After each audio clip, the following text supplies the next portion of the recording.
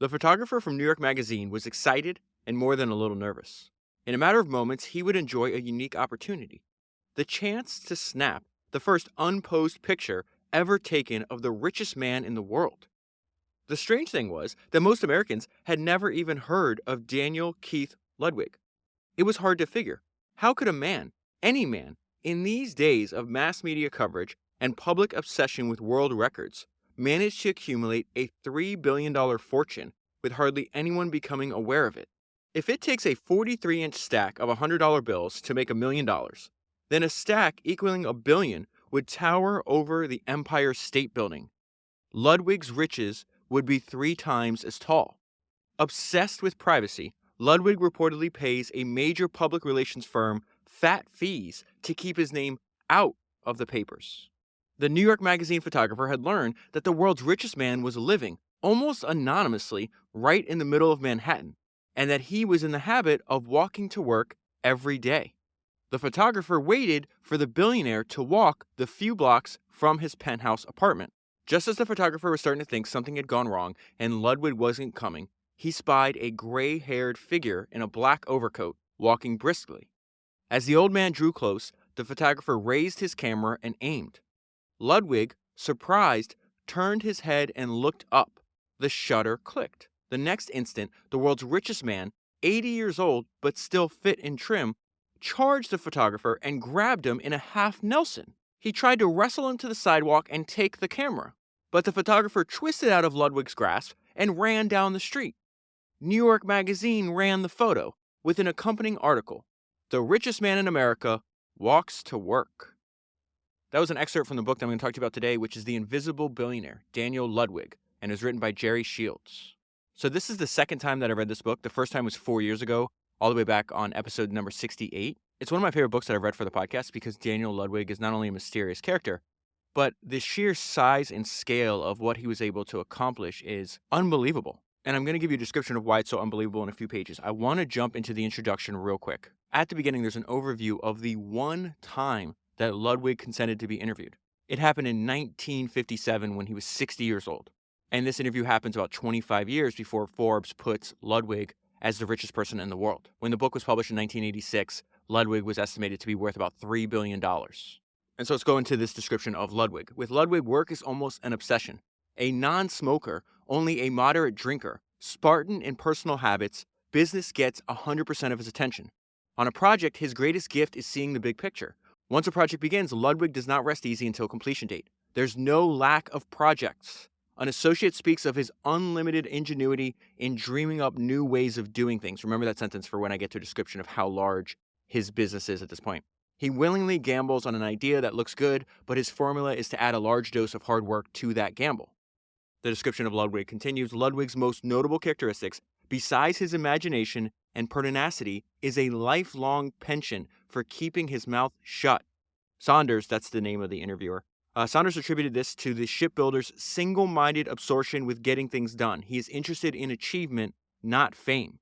"I'm in this business because I like it," Ludwig said. "I have no hobbies." DK, so his nickname for people who knew him was his initials, DK. DK was strictly a solo act. His zest for these operations is that of a lone wolf. He shares neither the rewards nor the risks with anyone else. Before moving on, let's go back to what the interviewer said, that his most notable characteristics were his imagination and pertinacity. Let's define that word. I love the Webster definition of pertinacity. It says holding strong, because it's a perfect description of Ludwig if you read this book. Holding strongly to an opinion, purpose, or course of action. Stubbornly or annoyingly persistent. And so then this article gives an overview of his career. We're going to go into more detail on this later, but this is really important to know. So it says, the narrative revealed a boy interested in boats and a young man who struck out on his own as a ship owner and operator before the age of 20. He starts his first business at 19. He is in his 90s when the book is published, and he is still working. And so it says, after struggling through several lean years during the shipping slump that followed World War I, Ludwig had just started making money as an oil hauler when the Depression hit, wiping out nearly everything that he had. And this may be the most important idea he ever had in his career. He's going to start. So this is how he's going to make his first fortune. He makes his first fortune transporting oil in ships. And I don't mean the first time where he just said the Depression almost wiped him out. I'm talking about he runs a very similar playbook after World War II, actually during World War II. but it's this idea of how he started this business with limited money. It's called the two-name paper idea. This will come up again later, but this is an overview I think is helpful at the very beginning. He had persevered and during the mid-1930s had developed an ingenious ship financing scheme that would make his first fortune. The idea was to use other people's credit. First, he'd go to an oil company and persuade it to grant him a long-term charter to haul its petroleum. This done, he would go to a bank where, using the charter as collateral, he would take out a loan to obtain a ship to haul the petroleum. Instead of paying Ludwig, each oil company would make the charter payments directly to the bank, which would then deduct the loan payment and put whatever was left into Ludwig's account. This allowed Ludwig to build or renovate tankers without having to put up collateral or use his own credit. As long as he would fulfill his charter contracts, he had a small but steady income. And more importantly, by the time the contract expired, he was the owner of a paid-up ship without having invested any of his own money. And so one trait that Ludwig shares with another billionaire, this is Francis Greenburger, who I covered all the way back on episode number 243. Francis Greenburger became a billionaire investing in co-ops, so his real estate empire, I think in the 1970s in New York City. But what Francis Greenburger did, and he says, because he's actually writing the autobiography, he's like, listen, once something starts working, you immediately scale it. Do not dilly-dally. Don't wait around. And that's exactly what Ludwig did with his two-name paper idea. Once he got things rolling in the late 1930s, it was simply a matter of hard work and efficiency, plus a genius for innovative ship design, to become one of the world's largest ship owners. And then it's going to mention something else. Ludwig has very much like an engineer's mind. It's almost like he gets off on efficiency. He's obsessed with outcompeting his competitors and making sure that he has the lowest cost structure and that he can actually haul more oil. So he's going to compete with people like Aristotle and Onassis and like the fabulous Greeks. They're all over this book. This book is wild. You'll see. There's like unbelievable stories in this book of these covert wars and competitions between nations, companies, and individuals because they're in the oil business. But we'll get there. So anyways, this is the first mention of the fact that he's just obsessed with this idea of constant improvement and efficiency. He very much has an engineer's mind. So he says he has been responsible for several major changes in shipbuilding. Some were design and structural modifications to eliminate non-essentials while increasing a ship's cargo carrying capacity. There's a great line from Bruce Lee that I love. It says, hack away the unessential. That is something, I don't think Daniel was a fan of Bruce Lee, but he is definitely a fan of hacking away the unessential. You see it as the way he runs his business and on a miniature level, how he builds his ships. By the time he had stopped renovating old ships and started building his own, he had figured out that the one large ship could haul oil at a lot more cheaply than two small ones. Therefore, it made sense to build bigger and bigger tankers so that he could cut his own hauling costs and underbid his competitors, which he was obsessed with, who were still using smaller ships. And this is where it gets really fascinating. This is his main business. Again, he made his first fortune, and I'll go into more detail of where the role Standard Oil has to play in this later. But this is really important to get across. He made his first fortune transporting oil in ships. He made so much money doing that he then goes out and starts buying and starting other businesses. At his peak, he owned over 200 companies in 50 countries. So it says to help provide cargo for his ships, he diversified into other activities: mining, ranching, timber growing, oil refining, and salt production. What's crazy is, first of all, this book is almost impossible to find. I was lucky enough to get a copy back in 2019 for only $43. But there's a website that I use to find hard-to-find books. It's called bookfinder.com. I just looked it up. There's only 9 copies available on Bookfinder, and they start anywhere from $350 all the way up to almost $2,000. And I wish this book was more widely available because just the front and back cover, you open it up, and it's a picture from one of Daniel's own brochures when he was trying to solicit customers. So there's a line in the book that's accurate. It says the sun never set on his empire. So what's in the book is 3 globes, each showing a different part of the world, right? And then it would just highlight all the different companies, not the name of the companies, but what they do and the country it's in, right? I'm going to skip over France, Bermuda, Venezuela, Bahamas, Taiwan. You'll get all that. I just want to read off what he's going to, again, he takes the money from hauling oil and buys and builds hundreds of other companies. And these are the industries that he's operating in: financial services, mining, hotels, office towers, housing, shipping, agriculture.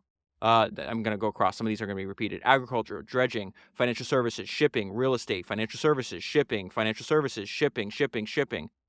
These are all different countries, obviously, he's in. He's in refining and petroleum and gas exploration, again in mining, again in agriculture, again in mining and housing, and more shipping, and housing, and hotels, and housing, and more office towers, more mining, more real estate, more shipping, and more financial services.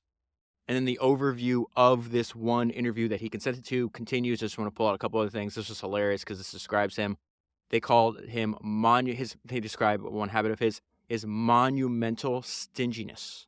It says Ludwig's organization is staffed with competent men, but not one man too many. Ludwig is frugal despite his great wealth. Loving his work to the ultimate degree, Ludwig is unable to take much pleasure from anything else. He counts calories religiously.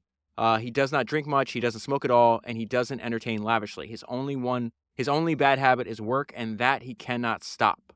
Okay, so I want to jump into his early age. I want to fast forward right up into the point he's 15. I think something really important in his life happens. His parents wind up getting divorced, and his dad takes him and moves him from where he was growing up in Michigan to this oil port in Texas. And so it says as soon as their marriage broke up, he took his son and headed to Port Arthur, Texas. Once in Texas, DK found himself more or less on his own. He's 15 years old, by the way. His father had other things to do and could spend little time with the boy. 1,000 miles from home, taken away from his family, from school, from friends, the 15-year-old must have felt miserable and frightened.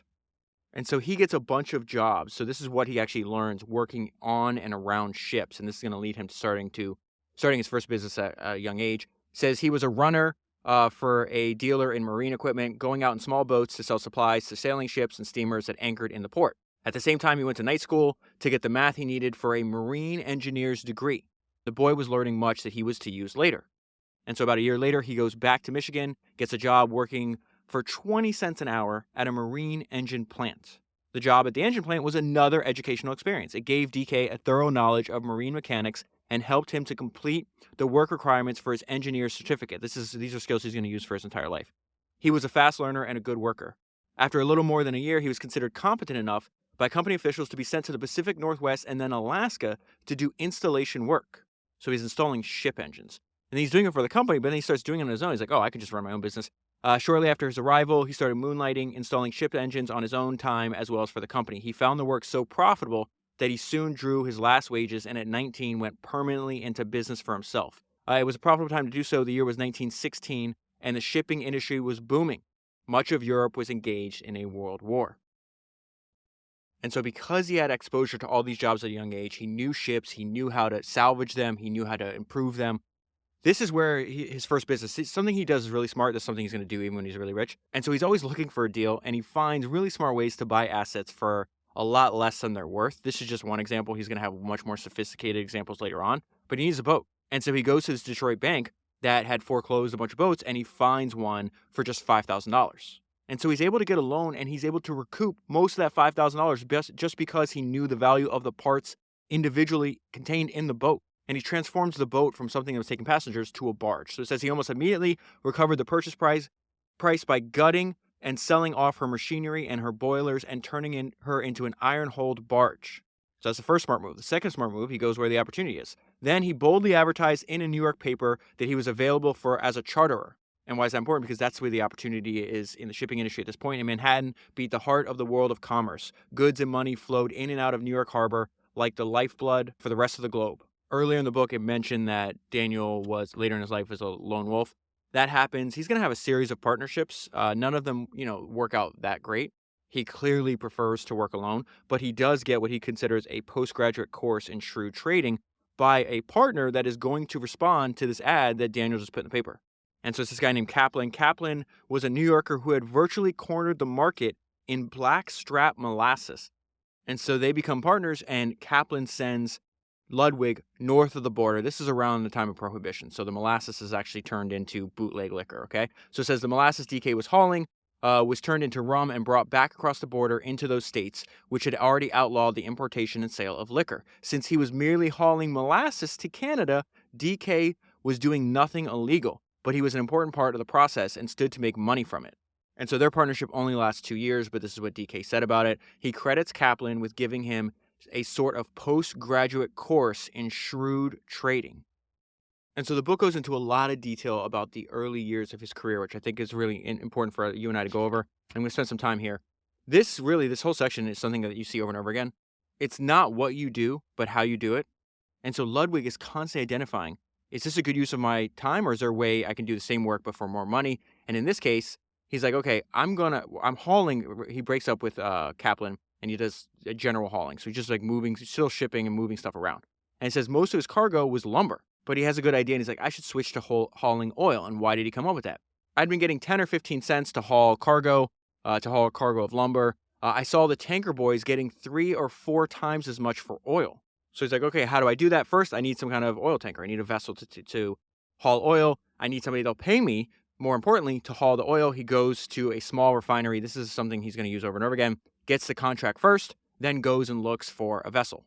This is after World War I. He's going to run the same playbook on a much, much larger scale at the end of World War II, which is going to be really fascinating.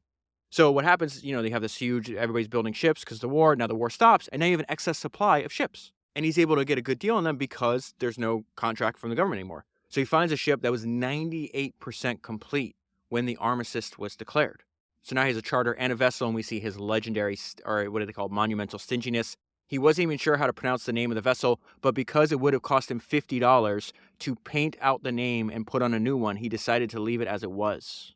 And remember I said earlier, just like Francis Greenburger, once something works, he immediately starts scaling it up. So he's like, okay, this thing's, 400 tons. How do I get it bigger? I want a bigger ship. I want to make more money. And so he's going to go through a series of partnerships, and he's constantly finding ways to level and trade up. I think of him very much as the founder because he started the company. But when you realize like how much money his business makes, it's like, oh, he's kind of like a trader. He's constantly wheeling and dealing. He does not have to keep a company forever. If he gets a better deal, he'll just sell it off for there's multiple times in the book. It's like, oh, I'll just sell it for $400 million. Business I had for $40 million.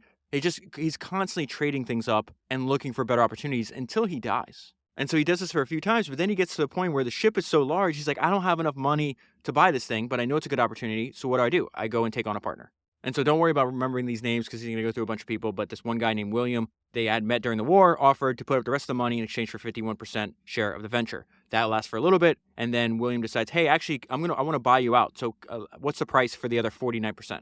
Ludwig had put up $5,000 and his time for this one transaction, and he winds up getting $40,000 for his 49% share. And so this is what I mean. He's just constantly trading up. He accepted this buyout. Then he used that money to go into another partnership with a group up in New England that owned a chain of filling stations. Together, the three guys formed a new company called Am Tankers. And their idea is just to buy a bunch of tankers and haul and continue to haul oil. Now, this is why this is important. DK is a very young man at this time. He's in, this would be around 1920, 1924. So he's mid-20s, mid to late 20s. He's going to wind up making a partnership with older, richer partners, right? So Ludwig, at this point in his career, has time and energy, and his new partners have money. And that's a tale as old as time. You'll constantly be able to find older, richer guys that are willing to partner with you if you'll do all the work. DK, for practical purposes, was the chief executive officer of the company. It was his job of keeping things going, and that job of keeping things going fell squarely on the shoulders of Ludwig. I mentioned his constant desire to trade. You see this even at an early age. They are technically operating ships, right? They are hauling oil. But he's making, during the mid to late 20s, he was actually made more money buying and selling ships than he did in operating them. Long term, there's more money in hauling oil, but he needed the money right now. So he's like, well, if I can buy ships better than anybody else can, I can do this service for other people and just keep buying good. I know a good deal when I see it. I'll just keep buying it. And instead of keeping it for myself, I'll just sell it so I can get the money right now. And this is really important to understand later on. He does this with very little amount of money down. He's buying ships from the government after the war, after World War I, with only 10% down. So it says the sale of surplus ships at bargain prices, much less than it would have cost to build the vessels from scratch, started almost as soon as the armistice was declared. The result was that hundreds of government-owned vessels built at taxpayer expense were being sold off at well below cost to the legitimate shippers and to speculators who did the minimum required renovation work and then sold the ships for a quick profit. That's what Ludwig is doing right now during his career. What made the deal attractive was the shipping board required investors to put up only 10% of the purchase price, and the rest could be paid over time. And so this is what him and his partners are doing. That would mean by investing less than $50,000, right, because the total purchase price is $500,000, they could buy 3 ships, remodel, and sell them. If they managed to sell the 3 vessels for $1 million, they would reap over $500,000 profit on an investment of only $50,000. And so almost 40 years later, when he's giving this interview, he's talking about this time when in his early career. And he says he was always in hock at the beginning of his career. And what that meant is he's always owed the government money. And he's constant, this whole book at this stage of his career, and especially it doesn't help. He's got a bunch of, he's got this large fleet. And then the Depression comes. Essentially, no one wants to haul oil. His ships, his charters aren't as valuable. He has a real hard time making payments. So it says during the Fortune interview in 1957, Ludwig said that in early business years, he was, quote, always in hawk. There may have been a good reason. As long as you're in hawk, it's hard for a creditor to collect the money from you. So there's so many times where the government's like, okay, the payment's due. Let's, making this day up, January 1st. And Ludwig's like, no, give me like a 6-month extension. And then June comes. He's like, I need another 9-month extension. It's this constant back and forth. And he constantly gets them to extend time. But what's amazing is how fast his fortune's going to change. I do want to pull out these things because, the book starts, he's an 80-year-old man, richest man in the world at this point, started in the business when he's 19, but you go when he's 34. I'm going to pull out two things here. It's like 34. He's in debt and he's barely making his interest payment. This is now into the Depression. Ludwig wrote another begging letter to the shipping board saying that he was doing his best that he could, but that tankers needed more time to make the payment. 3 years later, 37, and he's almost going broke during the Great Depression. 10 years from now, he's going to be unbelievably wealthy. That's what I'm telling you this. A shipping board auditor reviewing the company's situation came to an unavoidable conclusion. Tankers was, for all practical purposes, insolvent. The firm had no securities left to borrow on, and virtually no chance remained that the massive liabilities could be paid off from the ship's small earnings. But there's an important point here. Like, we have to pause because this is all about the change, right? It's like, oh, they have massive liabilities, they have all these ships, but the ship is not making any money. Why isn't it making any money? Because the demand for shipping during the Great Depression has plummeted. But the asset that he owns, the ship, is still valuable. You just need something to cause demand to skyrocket. And that is exactly what happens in the late 1930s when Europe breaks out in war. War makes the demand for Ludwig's products and services skyrocket. It's almost the exact opposite of what was happening to him and his business the previous decade. Wars and rumors of wars presaged an upturn in international commerce, which for cargo haulers meant greater demand and higher revenues. A tanker that had been sitting idle at the docks since the start of the Depression could now be hired out on a long-term basis at high rates or sold for a handsome price. He's going to make money both ways. In some cases, now something that was just sitting there, not only there was no charter on it, if you had to sell the ship to try to pay off your loan, maybe you'd get $50,000, $100,000. Those same ships are selling for $800,000 or more. And so this is the most important part in the book. This is what I referenced earlier. The two-name paper idea plus the fact that he's going to be shipping oil for Rockefeller equals Ludwig's wealth, which then in turn causes him to go out and buy and start, the hundreds of these businesses. Let's go into this. Ludwig needed a way to obtain ready money without either taking partners or assuming heavy mortgages. His early experiences with partnerships had been costly, and borrowing to finance ship renovations was no better. It was at this time that Ludwig came up with the two-name paper arrangement that he said was the chief reason for his wealth. He would go to an oil company, get it to sign a long-term charter to ship so much oil on a regular basis, take the charter to a bank, and using it as collateral, obtain a loan to build or renovate a ship to haul the oil to fulfill the charter. The plan was legal, logical, and ingenious. He was able to start his climb towards being the world's biggest shipper mainly because he was now hauling oil for the Rockefeller empire. Keep in mind, he started his business when he was 19. He is now 40. It took him 21 years to get to this point, okay? He was able to start his climb towards being the world's biggest shipper, mainly because he was now hauling oil for the Rockefeller empire. We're going to get into why the hell would a vertically integrated oil company let some outsider haul their oil. It's going to be very similar to what we just went over with Bill Gates, I think on episode 290. I'll get there in 1 second. So it says up until now, before doing this deal with Standard Oil, Ludwig had been chartering his ships to smaller refineries. And so about a decade before we were in the story, there winds up being a secret oil cartel compact. It was not known at this time, came out later. It's called the Acna-Carey or Red Line Agreement.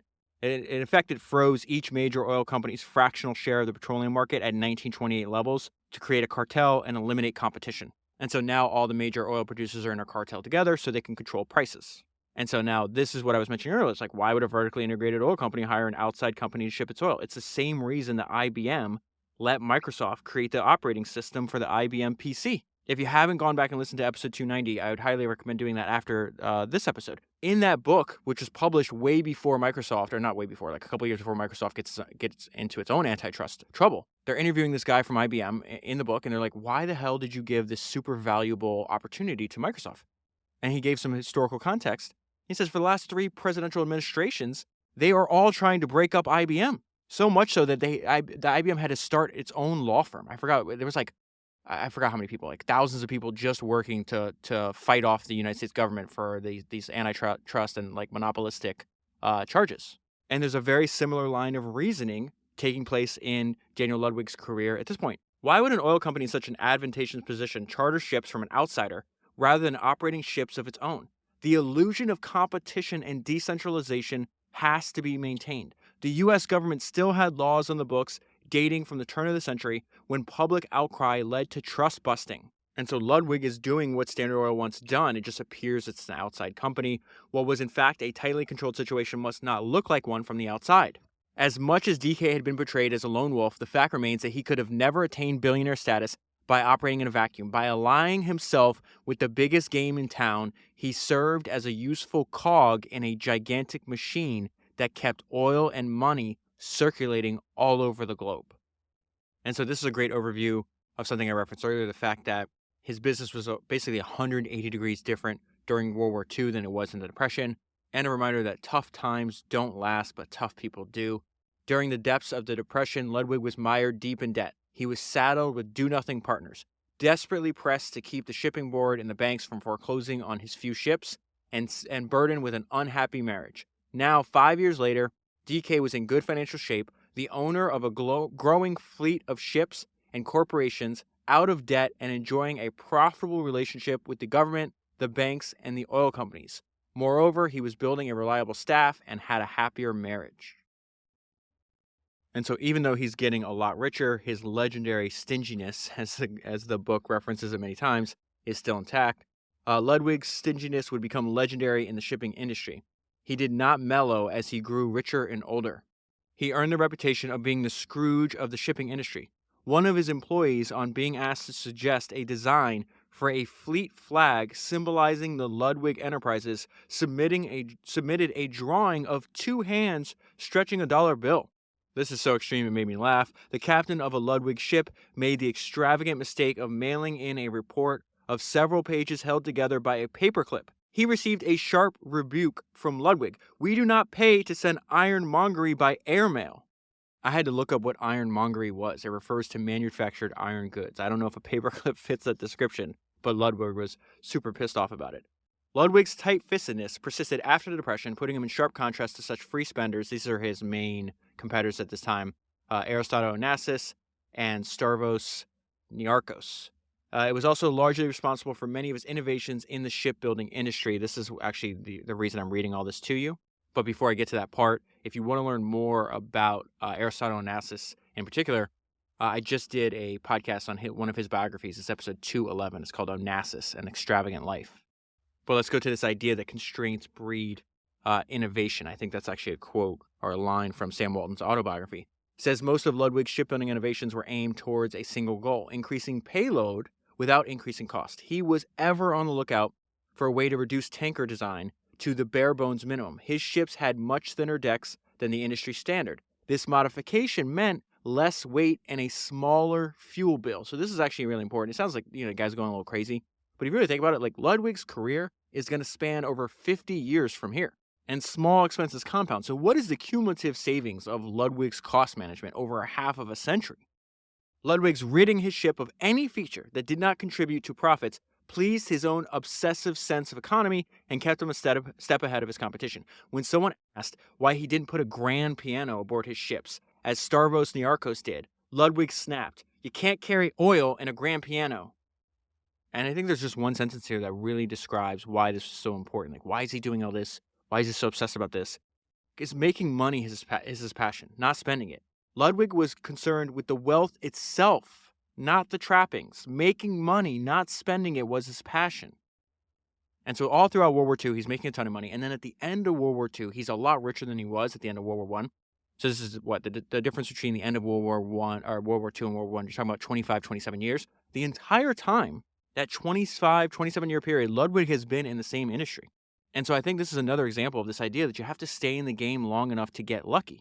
And so just like at the end of World War I, there's going to be a ton of this huge surplus of war ships. The difference now is Ludwig has a lot more, not only knowledge in a quarter century, right, but a lot more money to take advantage of this opportunity. So it says, what was to become of all the tankers idled by the war's end?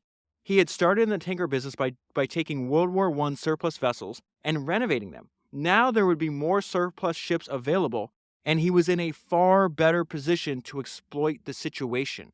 He stayed in the game long enough to get lucky, and then we're going to see this personality trait. He doesn't believe that anything is set. He's like, well, I just got to find the human that's actually responsible for making a decision, and then I could essentially, like, this is a reminder of one of my favorite quotes that Mark Andreessen said, that the world is a very malleable place. If you know what you want, you go for it with maximum energy and drive and passion, the world will often reconfigure itself around you more quickly and easily than you would think. Ludwig's version of that is find the ultimate decision maker, figure out what their interests are, and push on them. And so I'm going to read the section to you, but he does this not only, he's doing this with the Maritime Commission. This is the U.S. government. He does it with foreign governments. He does it with banks. He does it with oil companies. He does this over and over again, the same idea. Many of the surplus ships needed repair work before they could be put into service, but there was also a clause in the purchase contracts stipulating that any materials removed from these ships during renovation had to be scrapped. There is no way that Ludwig is going to take something that is valuable to somebody else and just throw it away. He never does that. So it says this condition was now standard in maritime ship sale contracts, but DK did not want to abide by it. If he could make some money by finding a buyer willing to pay more for removed parts than a scrap dealer, why shouldn't he be allowed to do so? It was a shame to waste anything that could be turned into a profit. So when he got a tempting offer, he wrote the Maritime Commission with a proposition. This company is offering to pay $100,000 for a turbine that he had just removed. Let me sell this engine, DK said, and I'll split the proceeds with you 50-50. On its face, the offer was in violation of the contract, but the commissioners accepted his proposition with a single modification. They wanted $55,000, not $50,000. Done and done. On these terms, the deal was made. The commission got a nice piece of change, and Ludwig got a lot more out of the engine than he would have by selling it for scrap. He also got something else: Maritime's permission to violate contract terms and sell excess equipment and materials for whatever he could get, as long as he was willing to cut in the agency for a share of the money. Now, while this is going on, something interesting happens. Daniel Ludwig goes from being the best in the industry to behind both Aristotle Onassis and Stavros Nikiros.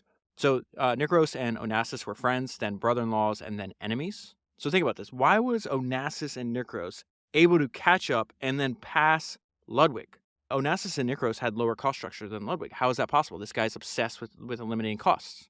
Ludwig's first advantage was the fact that he did business with the U.S. government. He's able to buy these war surplus ships, right? So that means his ships, by law, they have to fly under American flags. He is doing business with the U.S. government. Onassis and Niarchos fly under flag of convenience ships, which means they are not regulated by the U.S. government. So this is the advantage they have. They had virtually cornered the Mideast to Europe oil hauling trade, taking business away from Ludwig and other American shippers by cutting their charter rates. Flag of convenience ships, which Onassis and Niarchos are using, have no taxes and regulations, and they also have inexpensive foreign crews. They could make money at rates that would bankrupt an American shipper who paid U.S. taxes and wages and had to maintain his ships in an adequate state of repair. Ludwig had been concentrating on becoming America's largest shipper. Onassis and Niarchos had been using Panamanian registry and cheap rates to beat him where it counted, getting charters to haul oil. Eventually, Ludwig is going to follow suit. He's going to find ways to build flag of convenience ships as well. Another advantage that Onassis and Niarchos had that Ludwig was forced to follow was lavishly entertaining, or another way to think about this is bribing the people that make the decisions to give these oil charters. And this is what Onassis and his brother-in-law become world famous for. They have like these floating, essentially, like, you can't even call them mansions, like miniature floating cities, like company headquarters. You just happen to live there. It's actually absolutely insane. I read 2 biographies of Onassis. I think in both of them they talk about this, but Churchill, so Winston Churchill winds up becoming good friends with Aristotle Onassis. So Onassis had maybe, the nicest yacht in the world at the time. And this is before Churchill dies. He's, the hero of the West, arguably one of the most famous people on the planet. And he can, has access to unlimited opportunities. And he chooses to constantly vacation and spend time aboard Onassis's yacht. And in one of the books, Onassis describes Churchill's peculiar morning routine where he wouldn't get out of bed. Like he'd wake up normal hours, 8 o'clock or whatever the case is, but he would stay in bed reading and drinking until like noon. But when I got to this section of the book, which I'm going to read to you, and it's gonna seem uncharacteristic for Ludwig, but I was having breakfast with a few friends, and one of them made the point that was very interesting. This friend had been buying businesses and making investments for like a decade. And he actually made the point that he believed that yachts and private planes are actually undervalued assets. And this section of the book would explain why someone would make a statement like that. And so this is Onassis and his brother-in-law. While they were lavishly entertaining the leaders of European and Arab aristocracy, they were also winning contracts to haul oil to make enough money to keep the spending spree going.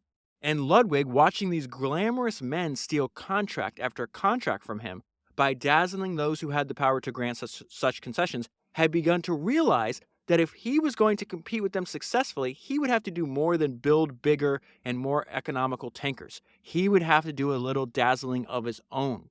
And so he builds this giant, unbelievably luxury yacht called the Danjin because he realizes how valuable this is as a business asset.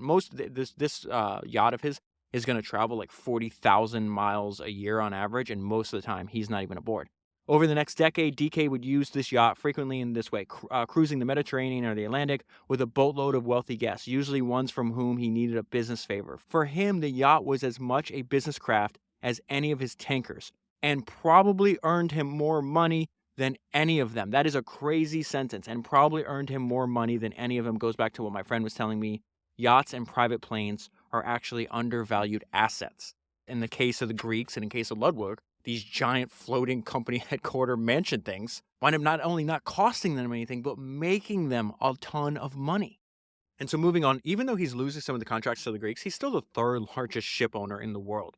And he's making so much money, he's got to find something to do with all the cash. This is where they call him a highly diversified, one-man multinational corporation. So at this point in the story, he's in his 50s. He still has 4 decades ahead of him. And so the book goes into great detail about a bunch of these projects. I'm going to highlight a couple of them, but I want to point out this because I thought this was fascinating. His plans for his Venezuelan land was reflected in an amendment to National Bulk Carriers Corporate Charter. So he's got a million different companies. His main business is called National Bulk Carriers. That's becomes one of the largest shipping companies in the world. And so he's updating the charter about what he can do with the company's money. The new section expands the company's allowable activities to include, this is how varied his interests were: exploration and development of petroleum, gas, asphalt, hydrocarbons, metals, ores, coals, and other minerals, operation of oil wells, mines, drilling equipment, all kinds of oil, gas, and mineral development, also farm, ranches, and livestock. From this time forward, National Bulk Carriers would list itself not as an oil transportation firm, but as a holding company. DK was no longer just a simple shipper and shipbuilder. He was now a highly diversified, one-man multinational corporation. And something you see in the history of entrepreneurship over and over again is this idea of how can I keep paying myself? He's in these businesses not necessarily because he's interested in them, because they're adjacent to shipping. And he's like, well, instead of shipping other people's agriculture or other people's cattle or other people's lumber, why don't I just own everything and ship it myself? There's just one line that happens earlier in the book that he studied the way Rockefeller set up his business. He's like, oh, I should do this. Like the Rockefeller organization, Ludwig had mastered the practice of keeping his money by transferring it from one pocket, one company, to another while appearing to spend it. And then another reason I wish this book was more widely available and in print and affordable is because it's full of these crazy stories, these covert wars between nations, companies, individuals. It's talking about the fact that there's people in the United States government. This is when Eisenhower's president. You're going to see Richard Nixon, a young Richard Nixon, gets involved here, where they're trying to make Aristotle Onassis. Aristotle Onassis has this exclusive contract to haul Saudi Arabian oil, and the U.S. government wants that out of his control. But look at the length that they go to accomplish this without anybody knowing what they're doing. So it mentions people like Richard Nixon and a bunch of other people that are inside the Eisenhower administration. I'm going to skip over the names to tell you what they were doing. They pulled the levers and kept the wheels turning the way that the corporate powers wished. Just now, these men were concerned with bringing Aristotle Onassis down a few pegs. They did not want to destroy him completely, for that might expose the oil cartel. A lot of that oil money is flowing into the coffers of these politicians. The plot would involve phone taps. This is so wild. The plot would involve phone taps and the planning of stories, some true, some half-true, some false, in cooperative, foreign, and domestic newspapers, all with the purpose of changing Onassis' image from that of a glamorous celebrity to a cunning villain. After he had been sufficiently smeared, the U.S. Department of Justice would start suits against him that, it had hoped, would force him to relinquish his exclusive rights to haul Saudi oil.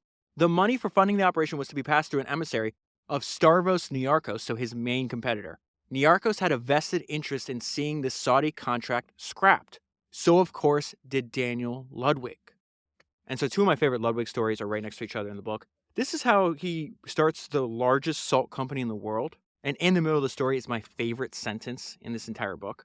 So it's this project that's going to happen. It says it's on Mexico's Pacific coast, about halfway down the Baja Peninsula. Located there were huge underground deposits of brine. Concentration of salt in the water were around 30%, nearly 10 times that of seawater. By the simple process of pumping this brine to the surface and letting it stand in pools where the hot sun could evaporate the water, one could produce millions of tons of salt. This is what Ludwig is doing. Produce millions of tons of salt, which could be gathered and exported. The economy of the procedure appealed to Ludwig. All he had to do was bring up the brine and nature would do the processing. The main problem was the labor. This part of Mexico was nearly unpopulated, and he would have to import workers and build places for them to live. He has to build essentially a small town for this to happen. The Baja coast was so remote that he would have to build an entire town if he was going to develop the salt deposits. This is my favorite sentence of the book, but he had learned something by now. Opportunities exist on the frontiers where most men dare not venture, and it is often the case that the farther the frontier, the greater the opportunity.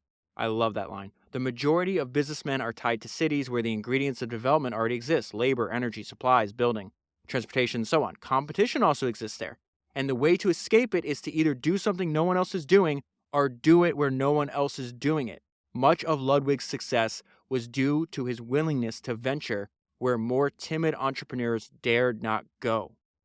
This business is unbelievably successful. He winds up selling it a few years later, but the output, the salt output, increased to as much as 4 million tons a year, making the largest producer of solar salt in the world. And that's just one of these giant projects that he takes on. This is one of my favorite stories in the book, too, because sometimes you have to do it yourself. He's already a billionaire at this point in the story when he's about to do what I'm going to describe to you now. He was embarking on an ambitious project in Panama, the building of a 55,000 barrel a day refinery and an adjoining petrochemical complex. Before starting construction, however, Ludwig had a little chore to perform, one that he intended to do personally.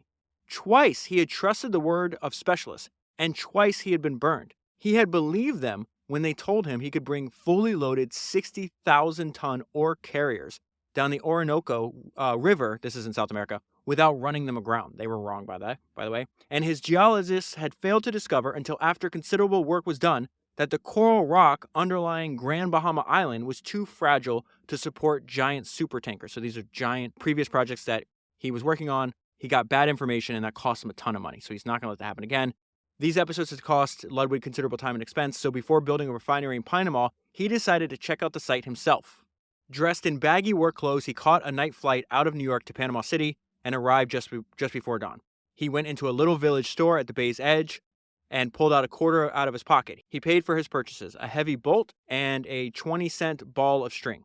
He unwound the string, measured it out in 6-foot lengths, and tied a knot at each interval. He went outside and rented a motorboat and spent the rest of the morning. Remember, he is already a billionaire when he's doing this. And spent the rest of the morning and afternoon puttering around the bay, checking with his weighted line the accuracy of every sounding marked on a nautical chart that he had brought along. Only when he had satisfied himself that the water was as deep as the chart said, did he fly back to New York and give the signal to begin construction. And then his activities were not also relegated to buying businesses or starting new businesses. He would also buy stock in the public markets if he thought it was a good deal. This is an example. He starts buying a ton of stock in this oil company, and people are like, oh my God, he's going to try to take it over. And his people release a statement. They're like, nope, he's primarily interested in the appreciation of the value of stock. He is not looking to take over the company. And indeed, Ludwig, 19 months after buying the stock, would sell it for $146 million, reaping a handsome $46 million profit on his short-term investment.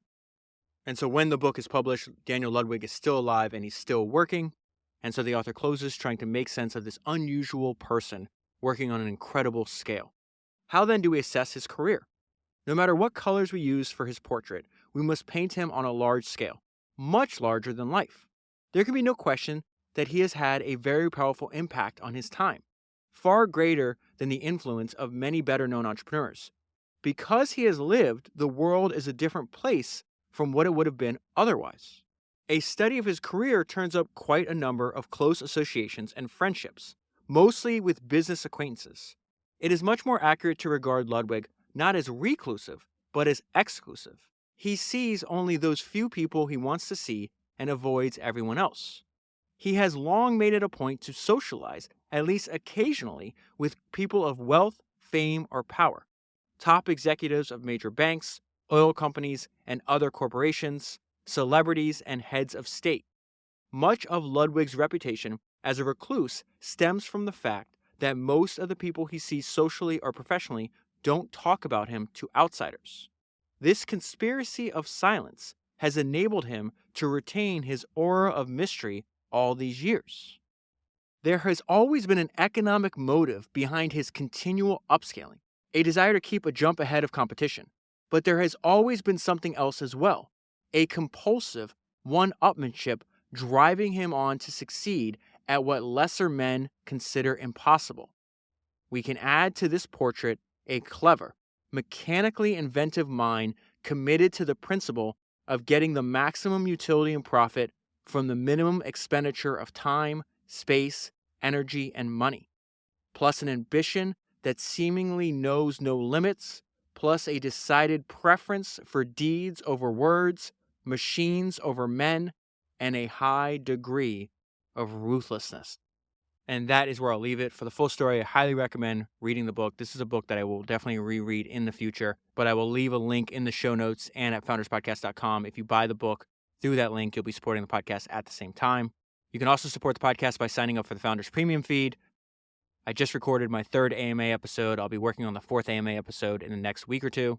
That link is also in the show notes. And if you want to sign up for my free email newsletter, I email my top 10 highlights from every book. That link is down below and available at founderspodcast.com. That is 292 books down, 1,000 to go. And I'll talk to you again soon.